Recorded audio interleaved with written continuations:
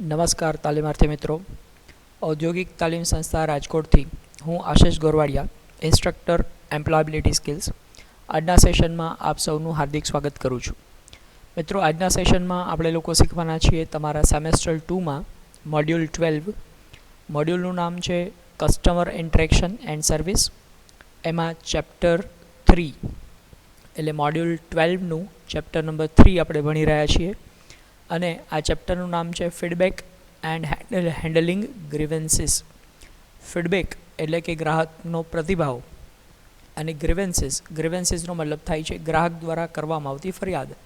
તો આ ફરિયાદને કેવી રીતે હેન્ડલ કરવી એના વિશેની વાત, અને ગ્રાહકો દ્વારા આપવામાં આવતા પ્રતિભાવ છે એ પ્રતિભાવનો કેવી રીતે ઉપયોગ કરવો એના વિશેની વાત આપણે આ લેસનમાં સમજવાના છીએ.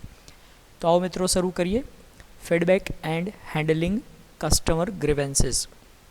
આ પાઠમાં આપણે શું શીખવાના છીએ? તો આ પાઠમાં ફીડબેક એટલે શું અને ફીડબેકનું શું મહત્ત્વ છે એના વિશેની વાત સમજીશું. ત્યારબાદ ફીડબેક મેળવવાની રીત અને ફીડબેક મેળવવાના અલગ અલગ માધ્યમો કયા છે, કયા માધ્યમથી કંપની દ્વારા ફીડબેક મેળવવામાં આવતો હોય છે એના વિશેની વાત સમજીશું. ગ્રાહક ફરિયાદ નિવારણના ફાયદા કયા કયા છે? ગ્રાહક દ્વારા વસ્તુ કે સેવા વિશે કોઈ ફરિયાદ કરવામાં આવે તો એ ફરિયાદનું નિવારણ કરવાથી કંપનીને શું ફાયદો થઈ શકશે એના વિશેની વાત પણ આપણે આમાં સમજવાના છીએ. અને ગ્રાહકના ફરિયાદ નિવારણની પદ્ધતિ કઈ હોઈ શકે એના વિશેની વાત આ લેસનમાં આપણે સમજવાની છે. તો આવો મિત્રો, શરૂ કરીએ. સૌથી પહેલાં તો વોટ ઇઝ ફીડબેક, એટલે કે આ ફીડબેક શું છે એના વિશેની માહિતી આપણે સમજીએ. તો ગ્રાહક દ્વારા વસ્તુ કે સેવાનો ઉપયોગ કર્યા પછી ગ્રાહકે અનુભવેલી અનુકૂળતા કે પ્રતિકૂળતા, સંતોષ કે અસંતોષ, પસંદ કે નાપસંદ વગેરે અંગેનો જે પ્રતિભાવ આપવામાં આવે, આ પ્રતિભાવ એટલે ફીડબેક. તો ફીડબેક શબ્દનો ગુજરાતી મતલબ જ છે પ્રતિભાવ આપવો. તો અહીંયા ગ્રાહક દ્વારા આપવામાં આવતો પ્રતિભાવ. હવે ગ્રાહક શાના વિશે પ્રતિભાવ આપશે? તો એ જે વસ્તુ કે સેવાનો ઉપયોગ કરે છે એ વસ્તુ કે સેવા જો એને અનુકૂળ આવશે તો એ સારો પ્રતિભાવ આપશે, પણ જો એ વસ્તુ કે સેવા એના માટે પ્રતિકૂળ હશે તો એ નેગેટિવ ફીડબેક આપશે. એવી રીતે સંતોષની લાગણી અનુભવશે તો એ પોઝિટિવ ફીડબેક આપશે, અને જો એને વસ્તુ કે સેવાનો ઉપયોગ કરીને અસંતોષ થયો હશે તો એ નેગેટિવ ફીડબેક આપશે. એવી રીતે જો વસ્તુ પસંદ આવી હશે તો પોઝિટિવ ફીડબેક આપશે, અને જો વસ્તુ ના પસંદ આવી હશે તો એને નેગેટિવ ફીડબેક આપશે. તો આ પ્રતિભાવ કોઈ પણ પ્રકારનો હોઈ શકે, પોઝિટિવ પણ હોઈ શકે અને નેગેટિવ પણ હોઈ શકે. ફીડબેકમાં ગ્રાહક દ્વારા આપવામાં આવેલી જે ટીકા કે ટિપ્પણ છે તેને હકારાત્મક લઈને તેનો વસ્તુ કે સેવાની ગુણવત્તા સુધારવા માટે ઉપયોગ કરવામાં આવે છે. ગ્રાહક દ્વારા જે કંઈ પણ પ્રકારની ટીકા ટિપ્પણ કરવામાં આવે, વસ્તુનો ઉપયોગ કર્યા પછી એ ગ્રાહકને વસ્તુ ના પસંદ આવે તો એ વસ્તુ વિશે જે કંઈ પણ પ્રકારની ટિપ્પણી કરવામાં આવે એને કંપનીએ હંમેશા હકારાત્મક જ લેવી જોઈએ, કારણ કે ગ્રાહક દ્વારા કરવામાં આવતી ટીકા ટિપ્પણ છે એને હકારાત્મકતાથી લઈ અને વસ્તુમાં કેવા પ્રકારના પરિવર્તનો કરવાની જરૂર છે, કેવા પ્રકારના સુધારાઓ કરવાની જરૂર છે, વસ્તુ કે સેવાની ગુણવત્તામાં શું સુધારો કરવાની જરૂર છે એના વિશેનો ખ્યાલ આ ફીડબેક ઉપરથી જ આવતો હોય છે. એટલે ફીડબેકને હંમેશા કંપનીએ હકારાત્મક રીતે લેવો જોઈએ. નવ ઇમ્પોર્ટન્સ ઓફ ફીડબેક. હવે આ ફીડબેકની શું અગત્ય છે, શા માટે ફીડબેક મેળવવો જરૂરી છે એ સમજી લઈએ. તો ગ્રાહકનો સંતોષ કે અસંતોષ જાણવામાં આપણને મદદરૂપ થશે. જો તમે ગ્રાહક પાસેથી પ્રતિભાવ મેળવો છો તો આ પ્રતિભાવ ઉપરથી આપણને ખબર પડશે કે ગ્રાહક આ વસ્તુનો ઉપયોગ કરીને સંતોષ પામ્યો છે કે એ અસંતુષ્ટ થયો છે. તો એ જાણવા માટે ફીડબેક જરૂરી છે. ત્યારબાદ વસ્તુ કે સેવાની ગુણવત્તા સુધારવામાં મદદરૂપ થશે. જો આપણે ગ્રાહકે વસ્તુનો ઉપયોગ કર્યો અને વસ્તુનો ઉપયોગ કરવાથી એ અસંતુષ્ટ થાય છે, અસંતોષની લાગણી અનુભવે છે, તો એ વસ્તુ વિશે કંઈક સુધારા વધારા કરવાના સજેશન આપશે. એ પોતે જે કંઈ પણ સજેશન આપે એ સજેશનનો ઉપયોગ કરી અને આપણે વસ્તુની ગુણવત્તા સુધારવા માટે એ મદદરૂપ થશે. ત્યારબાદ ગ્રાહકની વફાદારી વધારવામાં પણ મદદરૂપ થાય છે. ગ્રાહક વસ્તુનો ઉપયોગ કરી અને જે ફીડબેક આપે છે એ ફીડબેક પ્રમાણે આપણે વસ્તુમાં સુધારા વધારા કરીએ છીએ તો એ સુધારા વધારાને કારણે ગ્રાહક સંતુષ્ટ થશે અને ગ્રાહક છે આપણી વસ્તુ પ્રત્યે વફાદાર બનશે. બજારના ટ્રેન્ડ મુજબ વસ્તુ કે સેવામાં સુધારા વધારા કરી શકાય છે. ગ્રાહક દ્વારા જે કંઈ પણ ફીડબેક આપવામાં આવશે એ ફીડબેકમાં એણે બજારમાં જે અલગ અલગ પ્રકારના ટ્રેન્ડ જોયા છે, બજારમાં આના કરતાં સારી ટેકનોલોજીવાળી વસ્તુ જોઈ છે, તો એ આપણી પ્રોડક્ટ માટે ફીડબેક આપશે કે હજી આપણે આમાં શું સુધારો કરવાની જરૂર છે. તો બજારના ટ્રેન્ડ મુજબ આપણે વસ્તુ કે સેવામાં સુધારો કરી શકીએ છીએ. ફીડબેકના આધાર ઉપર એ સુધારો કરવાનો પણ આપણને મોકો મળે છે. વસ્તુ કે સેવાનું ઉત્પાદન ચાલુ રાખવું કે બંધ કરવું તે અંગેનો નિર્ણય પણ લઈ શકાય છે. ફીડબેક જો આપણને એવું ખબર પડે કે ફીડબેક બહુ જ સારા આવી રહ્યા છે, ગ્રાહકોને આ વસ્તુ ખૂબ જ પસંદ છે, તો આપણે ઉત્પાદન ચાલુ રાખીએ અથવા તો ઉત્પાદનમાં વધારો પણ કરી શકીએ. અને જો ગ્રાહકો તરફથી ફીડબેક ખૂબ જ નબળા આવી રહ્યા છે, ગ્રાહકો નેગેટિવ પ્રતિભાવ આપી રહ્યા છે, ગ્રાહકોને આ વસ્તુ બિલકુલ પસંદ નથી આવતી, તો આપણે એ વસ્તુમાં જરૂરી સુધારા વધારા કરવાની કોશિશ કરી શકીએ. અથવા તો જો કોઈ સુધારા થઈ શકે એમ ન હોય તો એ વસ્તુનું ઉત્પાદન બંધ કરી દેવું, એના માટેનો નિર્ણય પણ આપણે લઈ શકીએ. ત્યારબાદ ગ્રાહકોના ફીડબેક નવા સંભવિત ગ્રાહકો વાંચે તો તેના પરથી તે ખરીદી અંગેનો નિર્ણય પણ લઈ શકતા હોય છે. તો જૂના ગ્રાહકોએ જે ફીડબેક આપ્યા છે એ ફીડબેક જો નવા ગ્રાહકો વાંચશે તો નવા ગ્રાહક જે સંભવિત ગ્રાહકો છે, જે હજી સુધી આપણી પ્રોડક્ટ ખરીદતા નથી પણ એ ખરીદવા માટે વિચારી રહ્યા છે, તો એ લોકો આ ફીડબેક વાંચીને નિર્ણય લઈ શકશે. દાખલા તરીકે તમે ક્યારેક કોઈ વસ્તુની ઓનલાઈન ખરીદી કરો છો, તો ઓનલાઈન ખરીદી કરતી વખતે તમે એ વેબસાઇટ ઉપર આપવામાં આવેલા રિવ્યૂ વાંચો છો. એ રિવ્યૂ શું છે? તો એ રિવ્યૂ એક પ્રકારના ફીડબેક જ છે કે ગ્રાહકોએ વસ્તુ ઉપયોગ કરી અને ત્યાર પછી એ કંપનીને રિવ્યૂ આપેલો હોય કે આ વસ્તુ ઉપયોગ કરવાથી એને શું ફાયદો થયો, એને એ વસ્તુનો ઉપયોગ કરવાથી સંતોષ મળ્યો કે નહીં. તો એ રિવ્યૂ ઉપરથી, એ રિવ્યૂ વાંચીને આપણે જાણી શકીએ કે આ વસ્તુ સારી હશે કે ખરાબ હશે. તો આવી રીતે આપણે પણ વસ્તુની ખરીદીનો નિર્ણય લઈ શકીએ. તો સંભવિત ગ્રાહકો માટે પણ આ ફીડબેક છે એ ખૂબ જ ફાયદાકારક છે. ત્યારબાદ કસ્ટમર ફીડબેક લૂપ.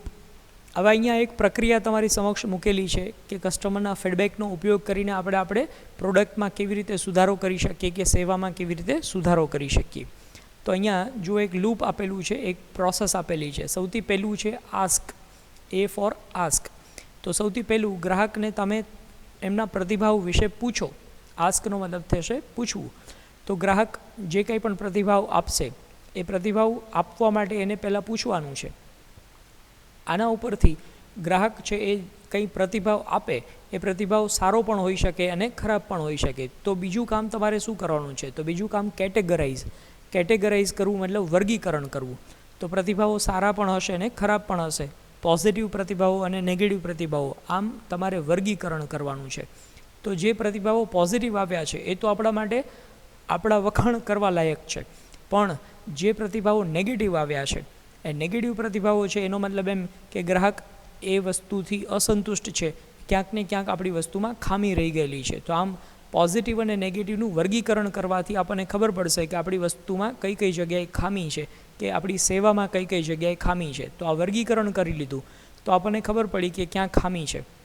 એ ખામીને શોધી અને ત્યાર પછી શું કરવાનું? તો કે એક્ટ એટલે એ ખામીને દૂર કરવા માટેનો પ્રયત્ન કરવાનો. અહીંયા એક્ટ મતલબ તમારે એક્શન લેવાના છે કે જે જગ્યાએ ખામી દેખાઈ છે, ગ્રાહકને જે જગ્યાએ ફરિયાદ આવી છે, એ જગ્યાએ એ ખામીને દૂર કરવા માટેના પ્રયત્ન કરવાના. તો એ પ્રયત્ન કરવા એટલે એક્ટ. અને ત્યારબાદ શું કરવાનું? ત્યારબાદ એફ મતલબ ફોલોઅપ લેવું, મતલબ કે સતત એના ઉપર ફરીથી પાછું તમારે ચેક કરતું રહેવાનું છે કે ખામી હકીકતે દૂર થઈ ગઈ છે કે નથી થઈ ગઈ. ખામી દૂર થઈ ગયા પછી કસ્ટમરને એ વસ્તુ પસંદ આવે છે કે નથી આવતી. આમ વારંવાર એનું ફોલોઅપ લેવાનું છે, મતલબ વારંવાર એ વસ્તુને તમારે ચેક કરતું રહેવાનું છે કે ખામી દૂર કર્યા પછી ગ્રાહકનો સંતોષ છે એમાં કોઈ વધારો થયો કે નહીં. તો આ પ્રક્રિયા જે 4 સ્ટેપમાં આપેલી છે, ACAF, આ પ્રક્રિયાને કસ્ટમર ફીડબેક લૂપ તરીકે ઓળખવામાં આવે છે. ત્યારબાદ મીડિયમ ઓફ ફીડબેક. મીડિયમ એટલે માધ્યમ અને ફીડબેક એટલે પ્રતિભાવ. પ્રતિભાવ કયા માધ્યમથી લઈ શકાય? તો પ્રતિભાવ લેવાના અલગ અલગ માધ્યમો વિશેની વાત અહીંયા આપણે કરીએ. તો સામાન્ય રીતે ગ્રાહકોનો ફીડબેક મેળવવા માટે કંપની દ્વારા એક ફીડબેક ફોર્મ તૈયાર કરવામાં આવે છે. કંપની જે બાબતો ઉપર ગ્રાહકોનો પ્રતિભાવ મેળવવા માગતી હોય એ બધી બાબતોના પ્રશ્નો અથવા તો વાક્યોના સ્વરૂપમાં આખું એક ફોર્મ તૈયાર કરવામાં આવ્યું હોય. આ ફોર્મને ફીડબેક ફોર્મ તરીકે ઓળખવામાં આવે છે. આ ફીડબેક ફોર્મમાં ગ્રાહકોને વસ્તુ કે સેવાના ઉપયોગ કર્યા પછીના અભિપ્રાય આપવા માટે વિવિધ પ્રશ્નો પૂછવામાં આવ્યા હોય છે. તો ગ્રાહકને એ વસ્તુ કેવી લાગી, એ વસ્તુનો ઉપયોગ કર્યા પછી ગ્રાહકને કોઈ ફાયદો થયો કે નહીં, ગ્રાહક એ વસ્તુ બીજા લોકોને સજેસ્ટ કરશે કે નહીં, આ બધી બાબતો વિશેના અલગ અલગ પ્રશ્નો પૂછવામાં આવ્યા હોય છે અને આ ફોર્મને ફીડબેક ફોર્મ કહેવાય છે. ગ્રાહકો વસ્તુ કે સેવાનો ઉપયોગ કર્યા બાદ પોતાના અનુભવના આધાર ઉપર આ ફીડબેક આપે છે. આ પ્રશ્નોના જવાબો પોતાના અનુભવના આધાર ઉપર વસ્તુનો ઉપયોગ કર્યા પછી એને જે અનુભવ થયો છે, એ વસ્તુ પસંદ આવી કે ન આવી, એ વસ્તુનો ઉપયોગ કરવાથી એને ફાયદો થયો કે ન થયો, આ બધી બાબતોના જે પ્રશ્નો આપ્યા છે એ પ્રશ્નોના જવાબ એ ગ્રાહક આ ફીડબેક ફોર્મમાં આપી શકે છે. આ ફીડબેક ફોર્મ હાર્ડ કોપીમાં પણ મેળવી શકાય અથવા તો સોફ્ટ કોપીમાં. ઘણી વખત હાર્ડ કોપી મેળવવી એ પોસિબલ ન હોય તો કસ્ટમરને સોફ્ટ કોપીમાં ફીડબેક આપવાનું કહેવામાં આવે. સોફ્ટ કોપીમાં ઈમેલ દ્વારા, વોટ્સએપ દ્વારા કે ફેસબુક અથવા તો અન્ય કોઈ પણ સોશિયલ મીડિયાના માધ્યમથી એનો ફીડબેક છે એ મેળવવામાં આવતો હોય છે. તો આમ ફીડબેક મેળવવા માટે હાર્ડ કોપીનો ઉપયોગ કરી શકાય અને સોફ્ટ કોપી જેમાં ઈમેલ, વોટ્સએપ, ફેસબુક કે બીજા કોઈ પણ પ્રકારના સોશિયલ મીડિયાના માધ્યમથી આ ફીડબેક મેળવી શકાતો હોય છે. હવે લેસનનો જે બીજો પાર્ટ છે એમાં છે કસ્ટમર ગ્રીવન્સીસ. કસ્ટમર ગ્રીવન્સીસ એટલે ગ્રાહક દ્વારા આપવામાં આવતી ફરિયાદો. ગ્રાહક દ્વારા જે કોઈ પણ વસ્તુનો ઉપયોગ કરવામાં આવ્યો એ વસ્તુથી અસંતુષ્ટ એ થયો છે ગ્રાહક, તો અસંતુષ્ટ ગ્રાહક છે એ ફરિયાદ કરશે. તો જો ગ્રાહક વસ્તુ કે સેવાનો ઉપયોગ કરે અને તેમાંથી તેની જરૂરિયાત સંતોષાતી નથી ત્યારે તે ફરિયાદ કરે છે. વેપારી કે જવાબદાર અધિકારી જો ગ્રાહકની ફરિયાદનું નિવારણ ન કરે તો ગ્રાહક અસંતોષની લાગણી અનુભવે છે અને ગ્રાહક વસ્તુ કે સેવાથી વિમુખ થઈ જાય છે. તો ગ્રાહક દ્વારા જ્યારે કોઈ પણ પ્રકારની વસ્તુ કે સેવાનો ઉપયોગ કરીને ફરિયાદ કરવામાં આવે તો આપણે કંપની તરીકે કે જવાબદાર અધિકારી તરીકે એક એની ફરજ બને છે કે એ ગ્રાહકની ફરિયાદનું તાત્કાલિક નિવારણ કરવું જોઈએ. જો કોઈ કંપની અથવા તો એ કંપનીનો જવાબદાર અધિકારી ગ્રાહકની ફરિયાદનું તાત્કાલિક નિવારણ નથી કરતો તો આવા સંજોગોમાં ગ્રાહકને અસંતોષ ઉત્પન્ન થશે અને ગ્રાહક છે એ વસ્તુ કે સેવા ઉપયોગ કરવાનું બંધ કરી દેશે. ગ્રાહકની ફરિયાદ પર પૂરતું ધ્યાન ન આપવાથી સરવાળે કંપનીને જ નુકસાન છે. આવી રીતે જો ગ્રાહકો સતત વસ્તુ ઉપયોગ કરવાનું બંધ કરી દે તો કંપનીનું વેચાણ ઘટશે, કંપનીનો નફો ઘટશે અને આમ કંપનીને નુકસાન થશે. આ નુકસાનથી બચવા માટે તાત્કાલિક અને અસરકારક રીતે ફરિયાદ નિવારણ કરવું જોઈએ. તો કંપનીએ ફરિયાદ નિવારણ કરવા માટેની એક અસરકારક રીતે પોલિસી તૈયાર કરવી જોઈએ જેથી કરીને ગ્રાહકો દ્વારા કરવામાં આવતી કોઈ પણ ફરિયાદ છે એનો તાત્કાલિક અને અસરકારક રીતે નિવારણ કરી શકાય. Benefits of resolving customers grievances. ગ્રાહકોની ફરિયાદ નિવારણ કરવાથી કંપનીને કયા કયા પ્રકારના ફાયદાઓ થઈ શકે તો એ ફાયદાઓ વિશેની વાત સમજીએ. સૌથી પહેલો ફાયદો તો એ છે કે વસ્તુ કે સેવામાં રહેલી ખામીને દૂર કરવામાં મદદ મળે છે. કસ્ટમરે જે ફરિયાદ કરી તો ફરિયાદ ઉપરથી આપણને ખબર પડી કે આપણી વસ્તુમાં કે આપણી સેવામાં કયા પ્રકારની ખામી રહેલી છે, તો તમે તાત્કાલિક એ વસ્તુ કે સેવામાં રહેલી ખામી છે એને દૂર કરી શકશો. ગ્રાહકની ફરિયાદ પરથી ગ્રાહકની વાસ્તવિક જરૂરિયાત જાણી શકાય છે. ઘણી વખત એવું બનતું હોય કે આપણે જે વસ્તુ ગ્રાહકને આપી છે કદાચ એ ગ્રાહકની જરૂરિયાત સંતોષી શકતી નથી, એને કારણે એ ફરિયાદ કરે છે. તો આપણે ગ્રાહકની વાસ્તવિક જરૂરિયાત જાણી શકીએ અને ગ્રાહકને એવા પ્રકારની વસ્તુ છે સજેસ્ટ કરી શકીએ જેથી કરીને ગ્રાહકની જરૂરિયાત સંતોષાઈ જાય. આ ઉપરાંત ગ્રાહકની ફરિયાદ નિવારણથી ગ્રાહકનો સંતોષ વધે છે અને ગ્રાહક છે એ કંપનીને વફાદાર બને છે. જો તમે ગ્રાહકની ફરિયાદ છે એ તાત્કાલિક સંતોષો છો, એ ફરિયાદનું નિવારણ કરો છો તો ગ્રાહકનો સંતોષ વધી જશે અને ગ્રાહક છે એ કાયમ માટે તમારી જ કંપનીની પ્રોડક્ટ ખરીદશે. ત્યારબાદ ગ્રાહક તરફથી પ્રવર્તમાન ટ્રેન્ડ કે નવી ટેકનોલોજીનું સૂચન ફરિયાદના સ્વરૂપમાં મળતું હોય છે. ઘણી વખત એવું બનતું હોય કે તમે ગ્રાહકને જે વસ્તુ આપી એના કરતાં સારી ટેકનોલોજીવાળી કે નવા ટ્રેન્ડવાળી વસ્તુ ગ્રાહકે ઉપયોગ કરેલી છે તો એ તમારી પ્રોડક્ટ વાપરીને નાખુશ થાય છે, એટલા માટે એ ફરિયાદ કરે છે.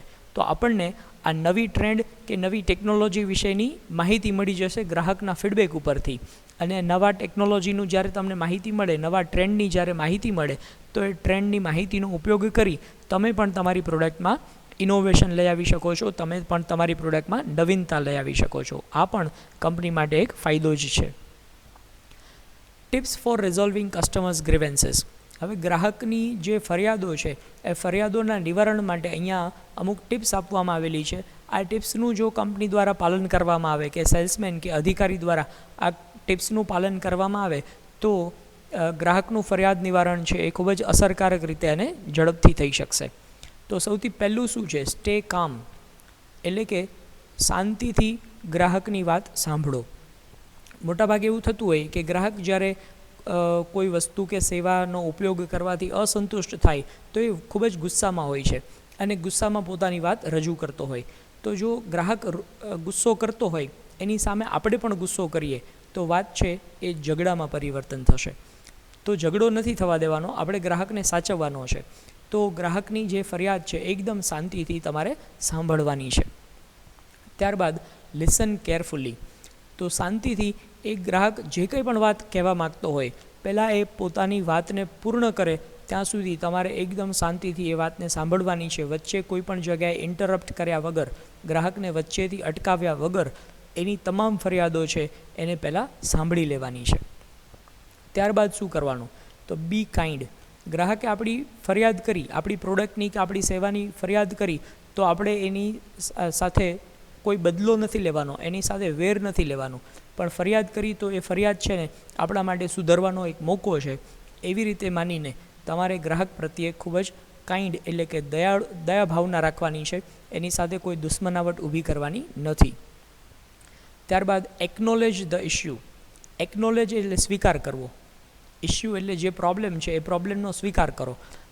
એવું બિલકુલ નહીં કરી દેવાનું, ના એવી કોઈ ખોટ હોય જ ન શકે, અમારી પ્રોડક્ટમાં કાંઈ પ્રોબ્લેમ હોય જ નહીં, તમે પહેલાં જ છો જેને ફરિયાદ કરી, બાકી કોઈ ફરિયાદ કરતું જ નથી.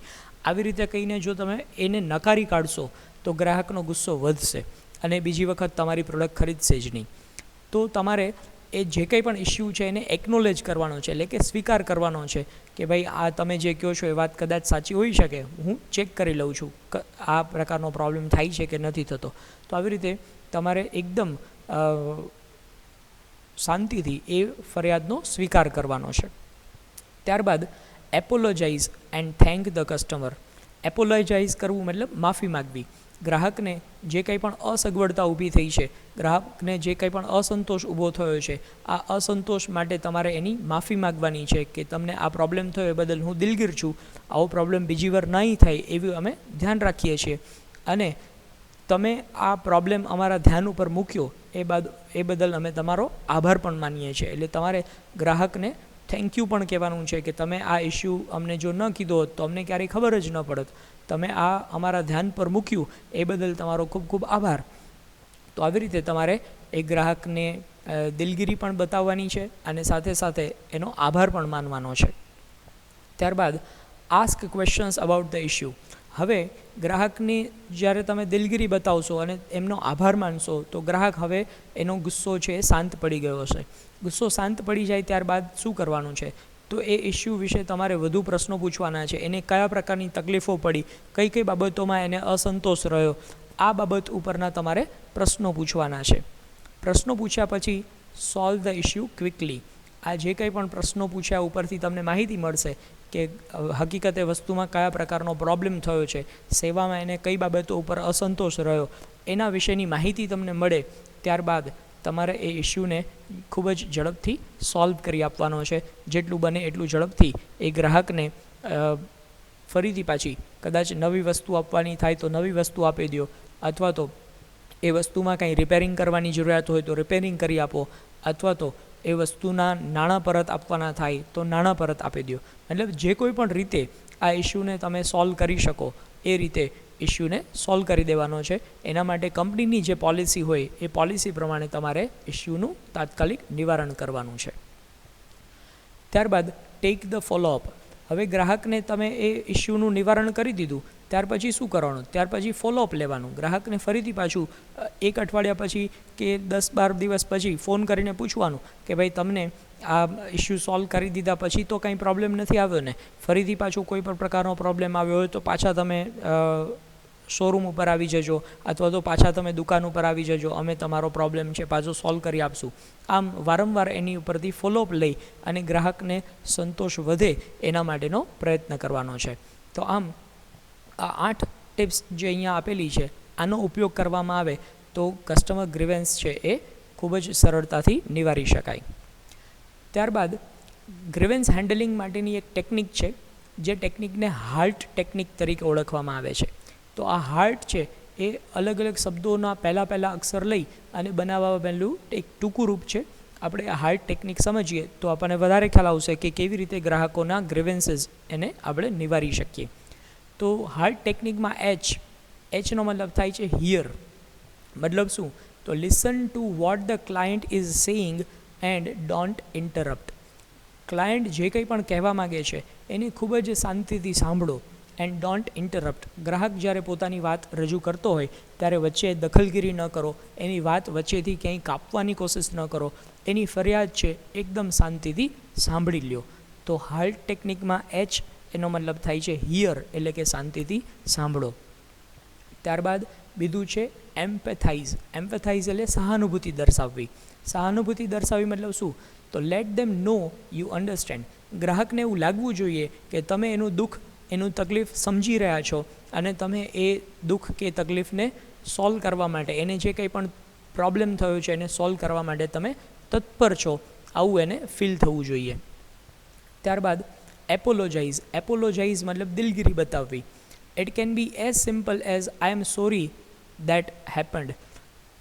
તમારે દિલગીરી બતાવવાની છે, આઈ એમ સોરી કહેવાનું છે કે કંઈ વાંધો નહીં, તમને નુકસાન થયું એ બાબતે મને ખૂબ જ દિલગીરી છે, હું આ નુકસાનને ભરપાઈ કરી દેવાની કે આ નુકસાનને સોલ્વ કરવાની, તમને જે પ્રોબ્લેમ થયો છે પ્રોબ્લેમનું સોલ્યુશન લઈ આવવાની પૂરતી કોશિશ કરીશ. આમ તમારે એપોલોજાઇઝ કરવાનું છે, એટલે કે દિલગીરી બતાવવાની છે. ત્યારબાદ રિસ્પોન્ડ. રિસ્પોન્ડ એટલે પ્રતિભાવ આપવો. You need to share with them how you are going to respond two what they have just shared. મતલબ તમારે અહીંયા પ્રતિભાવ આપવાનો છે કે ગ્રાહકે જે કંઈ પણ ફરિયાદ કરી છે, આ ફરિયાદના નિવારણ માટે તમે કયા પ્રકારના સ્ટેપ્સ લેવાના છો, કેટલા સમયમાં એની ફરિયાદનું નિવારણ થઈ જશે અને ગ્રાહકને નવી વસ્તુ આપવામાં આવશે કે વસ્તુ છે રિપ્લેસ કરી દેવામાં આવશે કે વસ્તુના પૈસા પાછા આપી દેવામાં આવશે કે વસ્તુને રિપેરિંગ કરી દેવામાં આવશે. તમે એ બાબત માટે જે કંઈ પણ સ્ટેપ્સ લેવાના છો એ સ્ટેપ્સ વિશેની માહિતી એને આપો.